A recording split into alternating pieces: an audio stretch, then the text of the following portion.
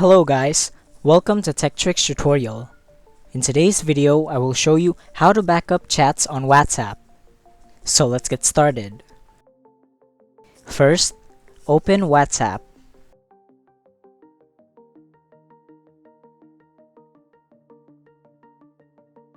Now click on the three dots at the top right corner. Then click on Settings. From here, you're going to click on Chats.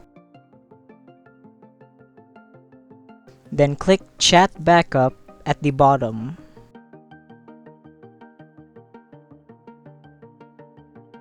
Once you're here, all you have to do is click on Backup and that's it. You just have to wait a little bit and it'll automatically back up your chats. Thank you for watching this video. If you found this video helpful, please consider dropping a like and subscribing to the channel.